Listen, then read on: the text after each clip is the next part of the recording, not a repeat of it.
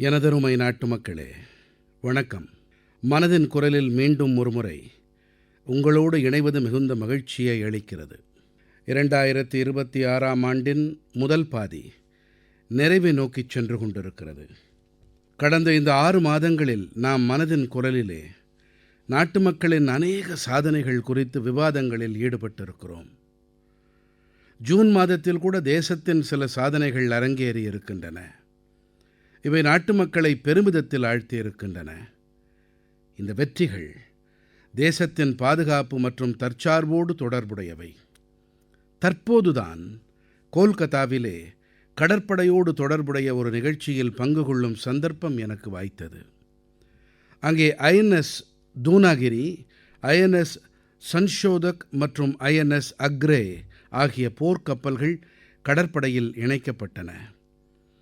இந்த கப்பல்களின் வடிவமைப்பும் தயாரிப்பும் அனைத்துமே நம் நாட்டிலேயே ஆனவை.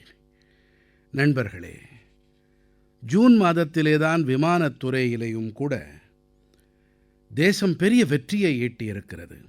C-295 என்ற இந்த விமானம் முழுவதுமாக இந்தியாவிலேயே தயாரிக்கப்பட்டது. மேலும் இந்த C-295 விமானம் தனது முதல் வான் பயணத்தை நிறைவு செய்திருக்கிறது. இப்படி 40 விமானங்கள் பாரதத்திலேயே தயாரிக்கப்பட்டு வருகின்றன. இதனால் சிறு குறு நடுத்தர தொழில்துறை மற்றும் வான்வழித்துறைக்கு புதிய சக்தி கிடைத்திருக்கிறது. வேலைவாய்ப்புக்கான சந்தர்ப்பங்கள் அதிகரித்து வருகின்றன. இதோடு கூடவே தற்சார்பு பாரதம் என்ற உறுதிப்பாடும் உறுதிப்பட்டு கொண்டு வருகிறது. இந்த மாதம்தான் DRDO நிறுவனம் உள்நாட்டு தயாரிப்பான நீண்ட தூர தரைத்தாக்குதல் க்ரூஸ் ஏவுகணையின் வெற்றிகரமான பரிசோதனையை நிறைவு செய்திருக்கிறது.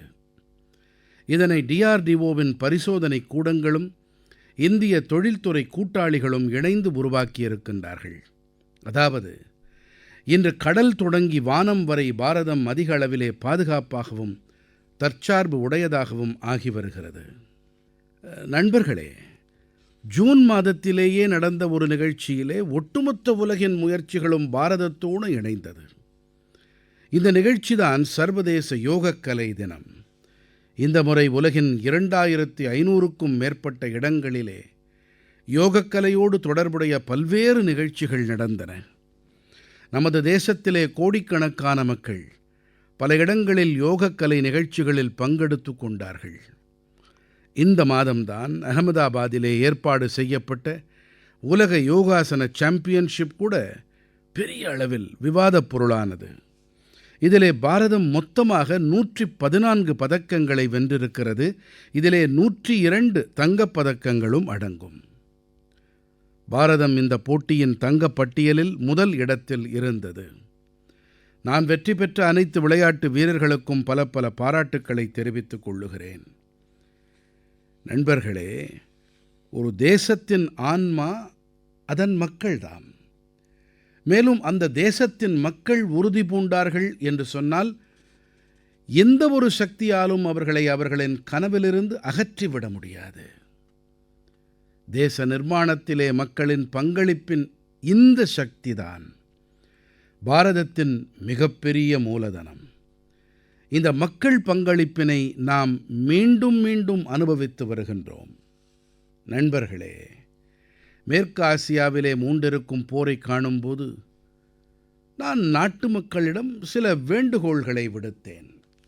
எத்தனை முடியுமோ சில காலம் வரை தங்கம் வாங்குவதை தவிருங்கள் என்று கேட்டுக்கொண்டேன்.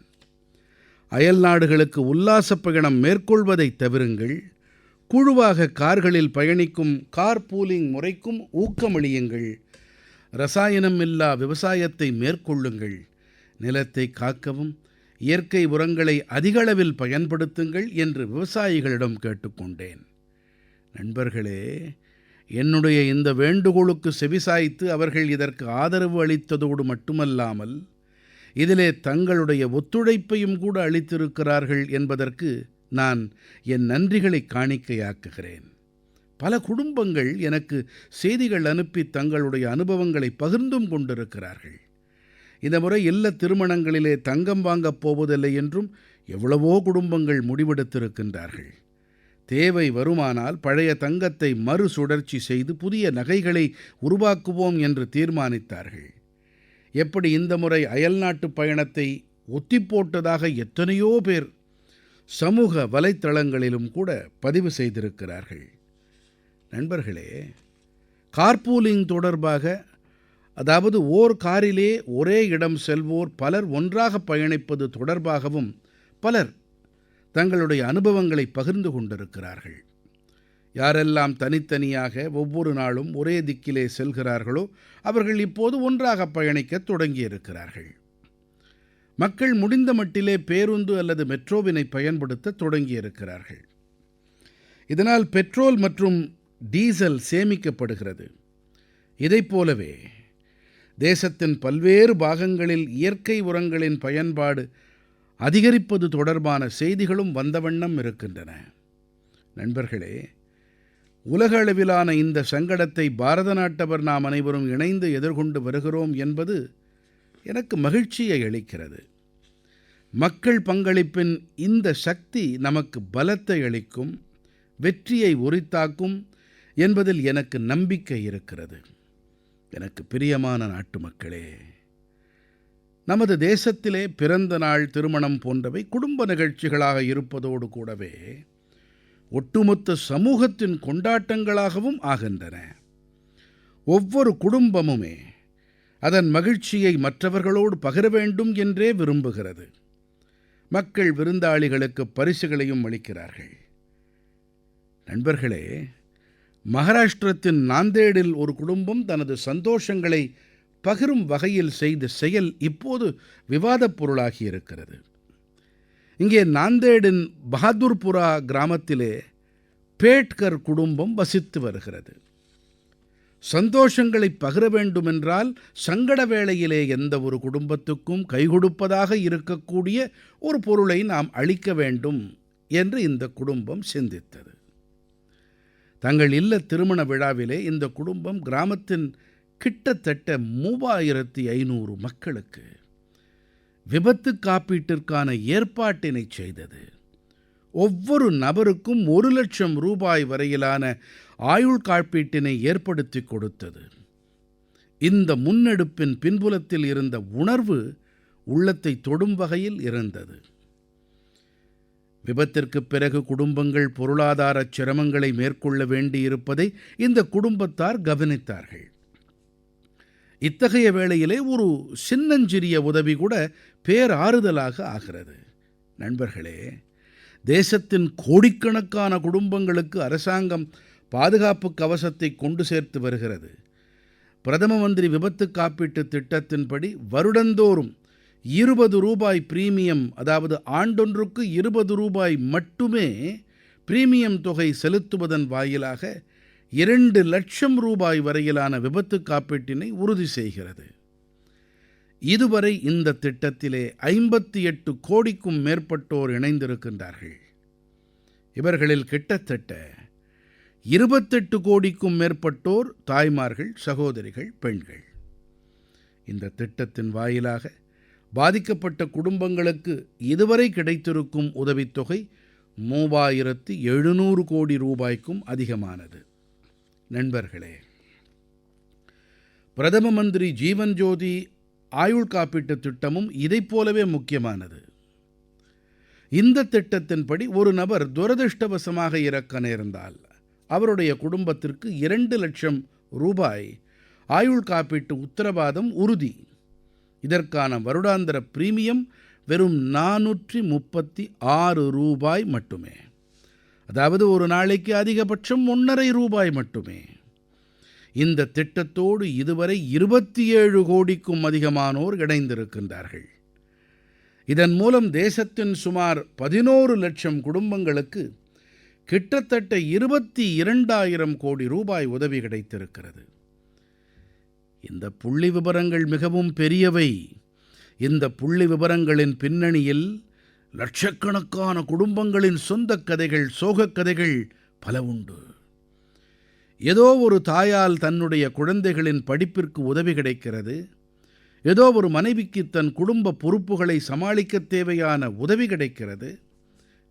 நண்பர்களே, பலமுறை பெரிய அளவிலான பாதுகாப்பின் தொடக்கம் மிகவும் சிறிய அளவு நிதி மற்றும் சின்னதொரு முன்னெடுப்பால் தான் சாத்தியப்படுகிறது. ஒரு சிறிய தீர்மானம் மிகப்பெரிய மாற்றத்தை ஏற்படுத்துகிறது. உங்கள் அனைவரிடமும் நான் வேண்டிக் கொள்ளுகிறேன், நீங்கள் உங்கள் குடும்பத்திலே இந்த திட்டங்களைப் பற்றிய தகவல்களை கண்டிப்பாக பகிர்ந்து கொள்ளுங்கள். என் மனம் நிறை நாட்டுமக்களே, மனதின் குரலில் நாம் இப்போது பேச இருக்கும் சிறியதொரு விஷயம் ஆயிரக்கணக்கான ஆண்டுகள் பழமையானது. ஆயிரக்கணக்கான ஆண்டுகளாக மனித சமூகத்திலே பீடமிட்டு அமர்ந்திருக்கிறது. அதுதான் மூட நம்பிக்கை. மூட நம்பிக்கை என்பது பல வேளைகளில் தவறான புரிதல் மட்டுமல்ல, அது பயத்தை ஏற்படுத்துகிறது. எப்போது பயம் மனதில் பீடிக்கிறதோ மனிதன் வாய்மையை காண மறுக்கிறான். மூட நம்பிக்கையில் மூழ்கிய மனிதர்கள் பிறகு எந்த ஆதாரமோ உண்மை அம்சமோ இல்லாமலேயே முடிவுகளை எடுக்கிறார்கள். இதனால் பெரும் தீமைகள் விளைகின்றன. ஆனால் அறிவியல், அனுபவம் மற்றும் ஆதாரங்களின் அடிப்படையிலே இந்த நம்பிக்கைகளுக்கு சவால் விடுக்கும் மனிதர்களும் அதே சமூகத்திலே இருக்கிறார்கள். மூட நம்பிக்கை தொடங்கி நம்பிக்கை வரையிலான இந்த பயணம் எளிதானது அல்ல. இன்று இப்படிப்பட்ட ஒரு வெற்றிப் பயணம் பற்றித்தான் உங்களுக்கு தெரிவிக்க விரும்புகிறேன். நண்பர்களே, அசாமிலே ஒரு பறவையை காண முடியும். அதன் பெயர் ஹர்கிலா. ஹர்கிலா ஒரு அரிய வகை பறவை. இயற்கையை தூய்மையாக வைத்திருப்பதில் முக்கிய பங்காற்றுகிறது இந்த பறவை. ஆனால் அசாமின் சில பகுதிகளில் நீண்ட காலமாகவே இது அமங்கலமான பறவையாக கருதப்பட்டது. தங்கள் அக்கம் பக்கங்களில் இதை காண்பதை மக்கள் விரும்புவதில்லை. இந்த ஹர்கிலாவின் கூடுகள் இருக்கும் மரங்களை கூட பல வேளைகளில் அவர்கள் வெட்டிவிடுவதும் உண்டு. சுற்றுச்சூழலின் தூய்மைக்கு உதவும் ஒரு பறவையான ஹர்கிலாவை மக்கள் பயத்தின் காரணமாக வேட்டையாடி வருகின்றார்கள். அறிவியலாரான பூர்ணிமா தேவி பர்மன் அவர்கள் இவை அனைத்தையும் கவனித்தார்கள். மக்கள் மனதிலே இருக்கும் இந்த தவறான எண்ணத்தை மாற்ற உறுதி பூண்டார் அவர். பெண்களுடன் உரையாடினார். அறிவியல் ரீதியான சான்றுகளை அளித்து புரிய வைத்தார். மெல்ல மெல்ல பெண்கள் இந்த இயக்கத்தோடு தங்களை இணைத்துக் கொள்ளத் தொடங்கினார்கள். பிறகு ஒரு பெரிய மாற்றம் ஏற்படத் தொடங்கியது. எந்த பறவை ஒரு காலத்தில் அமங்கலமானது என்று விரட்டப்பட்டதோ அதுவே கிராமங்களின் அடையாளமாக ஆகிப்போனது. ஆயிரக்கணக்கான ஊரகப் பகுதி பெண்கள் ஹர்கிலாவை காப்பாற்ற முன்வந்தார்கள். இன்று இவர்கள் ஹர்கிலா படை என்ற பெயரால் அழைக்கப்படுகின்றார்கள். இந்த பெண்கள் சமூகத்திற்கு எதிராக போராடினார்கள். சமூகத்திற்கு புரிய வைக்க இரவு பகலாகச் செயல்பட்டார்கள். மூட நம்பிக்கையை புறந்தள்ளினார்கள். சரியான தகவல் கொண்டு சேர்க்கப்பட்டால் பல்லாண்டுக்கால பழமையான எண்ணத்தை கூட மாற்றிவிட முடியும் என்பதை அவர்கள் செய்து காட்டினார்கள். நண்பர்களே, யார் விளையாடுகிறார்களோ அவர்கள் வெல்கிறார்கள் என்று நான் அடிக்கடி கூறுவதுண்டு. இன்று தேசத்திலே இப்படிப்பட்ட இளைஞர்களின் எண்ணிக்கை மிகவும் வேகமாக அதிகரித்து வருகிறது. முந்தைய காலத்தோடு ஒப்பு நோக்குகையில் இப்போது அதிக அளவிலான இளைஞர்கள் விளையாட்டுக்களை தங்களுடைய தொழிலாகவே ஏற்றுக்கொண்டு வருகிறார்கள். நாகாலாந்தில் நடந்த 2 மிகவும் சுவாரஸ்யமான விஷயங்கள் குறித்த தகவல்கள் எனக்கு கிடைத்திருக்கிறது. முதல் முயற்சி நாகாலாந்து பேபி லீக். பெயரை கேட்டவுடனேயே இது சிறிய குழந்தைகள் தொடர்பான சாதாரணமான கூட்டிணைவாக இருக்கும் என்று தோன்றலாம். ஆனால் அப்படி அல்ல. இது 5 முதல் 10-12 வயதுடைய சிறிய குழந்தைகளுடைய ஒரு அசாதாரணமான கூட்டிணைவாகும். இந்த குழந்தைகளுக்கு கால்பந்தாட்டக்காரர்களின் கூட்டிணைவோடு ஒரு தொடர்பு இருக்கிறது. அவர்கள் இவர்களுக்கு வேகம் மற்றும் திறமைகளை வளர்த்து கொள்ள உத்வேகம் அளிக்கிறார்கள். அவர்களுக்கு ஒரு அடையாளத்தை ஏற்படுத்தி கொடுக்கிறார்கள். இதன் தொடக்கம் நாகாலாந்தின் அதிகப்படியான குழந்தைகளை கால்பந்தாட்டத்தோடு இணைப்பதற்காக செய்யப்பட்டது. 5 முதல் 12 வயதுடைய ஆண் பெண் குழந்தைகள் இதிலே கலந்து கொள்ள முடியும். இந்த கூட்டிணைவு இப்போது 3 ஆண்டுகளை நிறைவு செய்துவிட்டது. இந்த கூட்டிணைவு குழந்தைகளின் மனதிலே கணிசமான தாக்கத்தை ஏற்படுத்தியிருக்கிறது. நண்பர்களே, நாகாலாந்திலே மேலும் ஒரு நல்ல முயற்சி நடந்தேறி வருகிறது. இதன் பெயர் நாகாலாந்து பெண்கள் ஃபுட்சால் கூட்டிணைவு. உங்களுக்கு வேண்டுமானால் இந்த ஃபுட்சால் என்பது புதிய பெயராக இருக்கலாம். ஆனால் ஃபுட்சால் என்பது உள்ளரங்கு கால்பந்தாட்டம் என்றும் அழைக்கப்படுகிறது. இதிலே தலா ஒரு அணியில் 5 வீரர்கள் மட்டுமே இருப்பார்கள். விளையாட்டு மைதானமும் கூட கால்பந்தாட்ட களத்தை விட மிகவும் சிறியதாக இருக்கிறது. இதன் காரணத்தால் ஆட்டக்காரர்கள் விரைந்து முடிவெடுக்க வேண்டியிருக்கிறது. அவர்கள் தங்களுடைய உத்திகளையும் திறன்களையும் சிறப்பான வகையிலே பயன்படுத்தியாக வேண்டியிருக்கிறது. நாகாலாந்தின் பெண்கள் ஃபுட்சால் கூட்டிணைவு தங்களுடைய திறமைகளை வெளிக்காட்ட நமது பெண்களுக்கு அருமையான சந்தர்ப்பமாக இருக்கிறது. இத்தகைய முன்னெடுப்புகளுக்காக நான் நாகாலாந்தின் மக்களுக்கு என் பாராட்டுக்களை தெரிவிக்கிறேன். இத்தகைய முயற்சிகள் தேசத்தின் பிற பாகங்களுக்கும் உள்ளெழுச்சியை அளிக்கின்றது. நண்பர்களே, இது தொழில்நுட்ப யுகம்.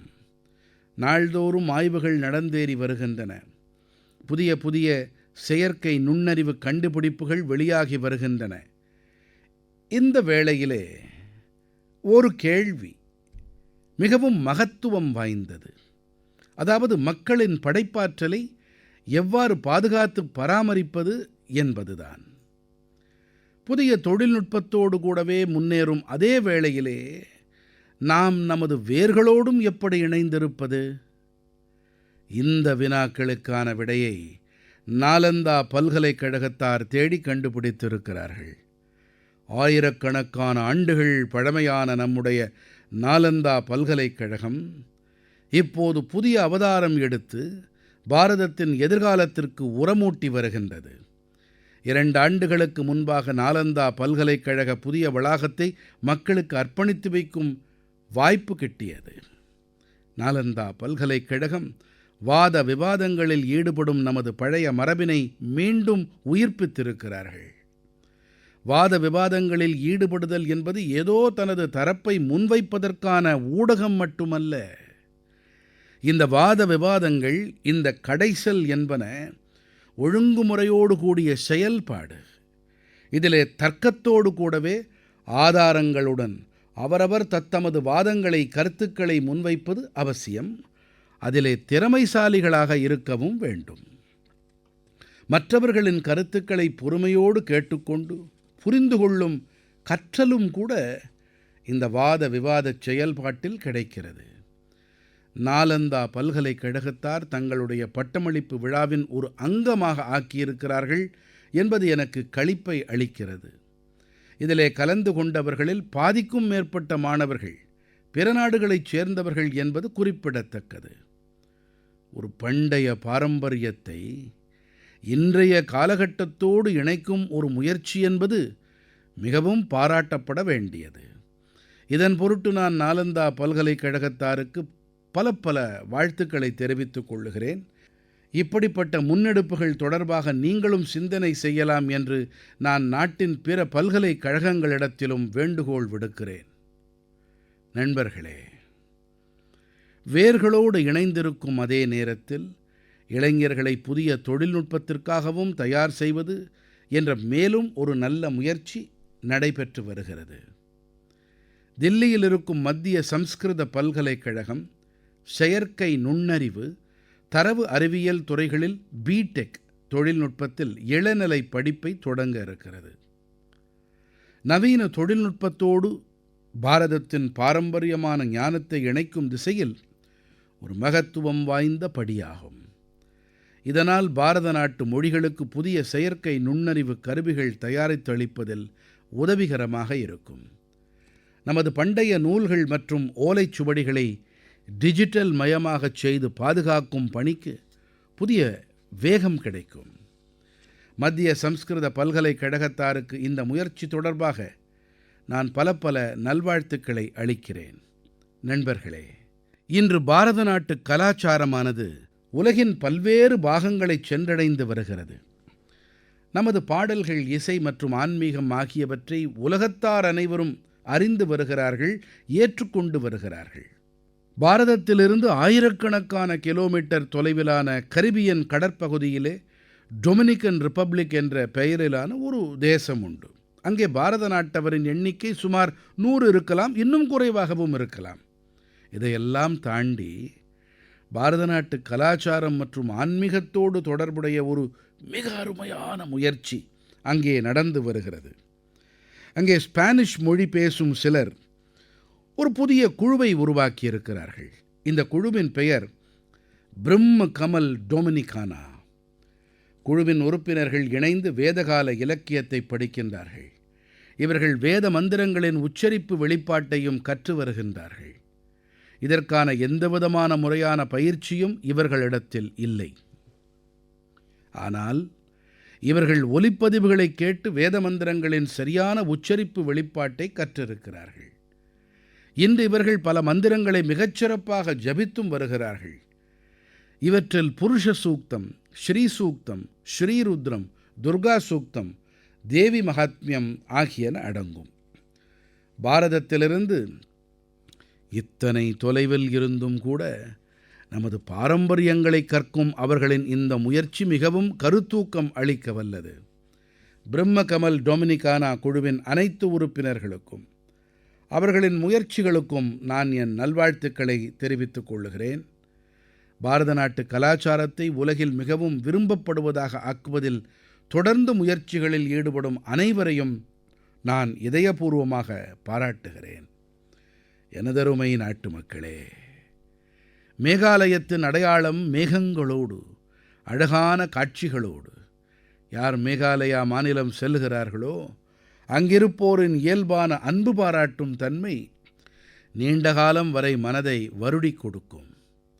ஆனால் மேகாலயத்தின் மேலும் ஒரு சிறப்பம்சம் ஒன்று குறித்து இன்றைய மனதின் குரலில் நாம் விவாதிக்க இருக்கிறோம். அதுதான் மேகாலயத்தின் ரூட் பிரிட்ஜ். இது பாதையை குறிக்கும் ஆங்கிலச் சொல் ரூட் அல்ல, வேர்களை குறிக்கும் ஆங்கிலச் சொல் ரூட், அதாவது வேர்பாலம். இந்த வேர்பாலங்களின் கதை மிகவும் சுவாரஸ்யமானது. இந்த பாலங்கள் சில நாட்களிலோ சில ஆண்டுகளிலோ உருவாவதில்லை. இந்த வேர்கள் நீர்ப்பெருக்குகளை தாண்டிக் கொண்டு செல்லப்படுகிறது. காலப்போக்கிலே இதுவே ஒரு பலமான பாலமாக ஆகிறது. இந்த பாலங்களுக்கு மேலும் ஒரு சிறப்பம்சம் உண்டு. இவை வாழும் பாலங்கள். காலப்போக்கில் இவை மேலும் பலமடைகின்றன. இவற்றிலே மேகாலய மக்களின் படைப்புத் திறனை நம்மால் பார்க்க முடிகிறது. இவற்றின் பின்னணியிலே பல்லாண்டுக்கால பொறுமை மற்றும் இயற்கையின்பால் ஆழமான மரியாதை புலனாகிறது. மனிதன் இயற்கையோடு இணைந்தால் எத்தனை அற்புதமான பொருட்களை உருவாக்க முடியும் என்பதை இந்த பாலங்கள் நமக்கு உரைக்கின்றன. இவை நமது தேசத்தின், இந்த மண்ணின் மரபுகள். யுனெஸ்கோ அமைப்பின் உலக மரபுசார் இடங்கள் வலைப்பின்னலில் மேகாலயத்தின் வேர்பாலங்களை இணைக்க வேண்டும் என்று பாரதம் விண்ணப்பித்திருக்கிறது. நண்பர்களே, சூழல் மாற்றம் காரணமாக இந்த வேர்பாலங்கள் முன்பாக பல சவால்களும் எழுகின்றன. இப்படிப்பட்ட வேளையிலே மேகாலய மாநில மக்கள் இந்த இயற்கை மரபு சின்னங்களை பாதுகாக்கும் பொறுப்பை மிகச்சிறப்பாக நிறைவேற்றி வருகின்றார்கள். இப்படிப்பட்ட பாலங்களின் எண்ணிக்கை என்ன என்பதை தெரிந்து கொள்வது கூட எளிதாக இருக்கவில்லை. பிறகு உள்ளூர் மக்கள் இத்தகைய பாலங்களின் எண்ணிக்கை மீது கவனம் செலுத்தத் தொடங்கினார்கள். இதன் பிறகு சமூகங்கள் இந்த பாலங்களின் பராமரிப்பு தொடர்பான தங்களுடைய பொறுப்பை ஏற்றுக்கொண்டார்கள். இன்று உள்ளூர் மக்கள் 120க்கும் அதிகமான வேர்பாலங்களை பராமரித்து வருகின்றார்கள். சில குழுக்கள் ஒவ்வொரு ஆண்டும் இந்த பாலங்களின் நிலைமையை ஆராய்ந்து வருகிறார்கள். சிலர் தங்களுக்கு அருகிலே இருக்கும் பகுதிகளை பலப்படுத்த நர்சரி, நாற்றுப்பண்ணையை தயார் செய்து வருகின்றார்கள். இதைப் போலவே இவற்றின் பாதுகாப்பிற்காக வேண்டி ஒரு மொத்த சூழல் அமைப்பே தயாராகிவிட்டது. இந்த ஆண்டு ஹைலி வார் அவர்களுக்கு பத்ம விருது அளித்து கௌரவிக்கப்பட்டிருப்பதை நீங்களே கவனித்திருக்கலாம். தனது வாழ்க்கையின் 50க்கும் அதிகமான ஆண்டுகளை இந்த வேர்பாலங்களை பராமரிப்பதிலேயே செலவு செய்திருக்கிறார். அவருடைய அர்ப்பணிப்பு உணர்வு நம் அனைவருக்கும் உத்வேகம் அளிக்க வல்லது. நண்பர்களே, நீங்கள் எப்போதேனும் இந்த வேர்ப்பாலங்களில் பயணித்திருந்தீர்கள் என்றால் கண்டிப்பாக அதன் படங்களை சமூக ஊடகத்தில் பகிர்ந்து கொள்ளுங்கள். உங்களுடைய படங்கள் மற்றவர்களுக்கும் மேகாலயத்தின் இந்த அற்புதமான மரபு பற்றி தெரிந்து கொள்ள உத்வேகம் அளிக்கும். எனதருமை நாட்டுமக்களே, நமது கிராமங்கள் தூய்மையாக இருக்க வேண்டும், நமது நகரங்கள் அழகாக காட்சியளிக்க வேண்டும் என்று நாம் அனைவரும் விரும்புகிறோம். ஆனால் நம்மருகே திரளும் குப்பையை யார் சுத்தம் செய்கிறார்கள் என்பதை நாம் யாராவது யோசித்திருப்போமா? இது மற்றவர்களுடைய பொறுப்பு, அவர்கள் சுத்தமாவதை பார்த்துக் கொள்வார்கள் என்று பெரும்பாலானோர் கருதுகிறார்கள். ஆனால் தங்களுடைய சிந்தனை வாயிலாக நமக்கு உள்ளெழுச்சி அளிக்க வல்ல சிலர் நம்மிடையே இருக்கத்தான் செய்கிறார்கள். மத்திய பிரதேசத்தின் ராஜ்கட் மாவட்டத்தைச் சேர்ந்த பியாவராவின் சில சகோதரிகளைப் பற்றி தெரிந்து கொள்ளும் சந்தர்ப்பம் எனக்கு வாய்த்தது. இவர்கள் தங்களுக்கு அருகிலே பரவி காணப்படும் நெகிழி குப்பைகளை அகற்ற உறுதி பூண்டார்கள். எல்லாம் மற்றவர்கள் பார்த்துக் கொள்வார்கள் என்று அவர்கள் கருதவில்லை. இவர்கள் தாங்களே நகர் முழுவதிலிருந்தும் நெகிழி குப்பைகளையும் காலி பாட்டில்களையும் சேகரிக்கத் தொடங்கினார்கள். மெல்ல மெல்ல இந்த முயற்சி முன்னேறிச் செல்லத் தொடங்கியது. பிறகு அந்த நெகிழி சூழலுக்கு நேசமான செங்கற்களாக உருவாகத் தொடங்கியது. இன்று இதே சூழலுக்கு நேசமான செங்கற்களின் பயன்பாடு பொதுவிடங்களுக்கு அழகு சேர்க்க பயன்பட்டு வருகிறது. ராஜ்கடிலே கடந்த சில மாதங்களாக பல்லாயிரக்கணக்கான கிலோ அளவிலான நெகிழிகள் மறுசுழற்சி செய்யப்பட்டு அவை சிறப்பான வகையிலே பயன்படுத்தப்பட்டு வருகின்றன. அதாவது எந்த நெகிழி முன்பெல்லாம் நகரை மாசுபடுத்தி வந்ததோ அதுவே இன்று இந்த சகோதரிகளின் முயற்சியால் நகரின் அழகை அதிகரிப்பதில் பங்காற்றி வருகிறது. பியாவராவின் அனைத்து சகோதரிகளுக்கும், இந்த இயக்கத்தோடு இணைந்திருக்கும் அனைத்து நண்பர்களுக்கும் நான் என் பாராட்டுக்களை தெரிவித்துக் கொள்ளுகிறேன். என் மனம் நிறை நாட்டு மக்களே, ஒரு சிறப்பான விஷயம் குறித்து பேச எனக்கு பலர் கடிதங்கள் வாயிலாக ஆலோசனை வழங்கியிருக்கிறார்கள். இந்த விஷயம் கணேச உற்சவத்தோடு தொடர்புடையது. பார்க்க போனால் பிள்ளையார் சதுர்த்திக்கு இன்னும் போதுமான நேரம் இருந்தாலும் இந்த விஷயம் குறித்து இப்போது விவாதிக்கப்பட வேண்டும் என்று பலர் என்னிடம் விண்ணப்பித்திருந்தார்கள். உள்ளபடியே பிள்ளையார் சிலைகளை உருவாக்கும் வேலை மிகவும் முன்னதாகவே தொடங்கி விடுகிறது. திருவுருவங்களை தயாரிப்போர், அதன் வியாபாரத்தில் இணைந்தவர்கள் இப்போதிலிருந்தே செயல்படத் தொடங்கி விடுவார்கள். ஆகையால் நான் உங்கள் அனைவரிடமும் ஒரு வேண்டுகோள் விடுக்கிறேன். உங்கள் வீடு, சமூகம் அல்லது அருகிலே இருக்கும் இடங்களில் பிள்ளையாரின் திருவுருவச் சிலைகள் நிறுவப்படும் போது அவை நமது தேசத்தின் மண்ணால் உருவாக்கப்பட்டவையாக, நமது மண்பாண்டம் தயாரிப்போரால், உள்ளூர் கைவினை கலைஞர்களால் உருவாக்கப்பட்டதாக இருக்க வேண்டும் என்ற வகையிலே நீங்கள் முயற்சி செய்ய வேண்டும் என்று கேட்டுக்கொள்ளுகிறேன். யாரெல்லாம் பிள்ளையார் திருவுருவச் சிலைகளை உருவாக்குகின்றார்களோ அவர்களிடமும் என்னுடைய வேண்டுகோள் என்னவென்றால், அவர்கள் மண்ணாலான திருவுருவச் சிலைகளுக்கு முதன்மை அளிக்க வேண்டும். அதேபோல யாரெல்லாம் திருவுருவச் சிலைகளை வாங்குகிறார்களோ அவர்களும் பிள்ளையாரின் திருவுருவச் சிலை எதனால் செய்யப்பட்டது, எந்த நாட்டிலே உருவானது என்பதையும் கவனித்து வாங்க வேண்டும்.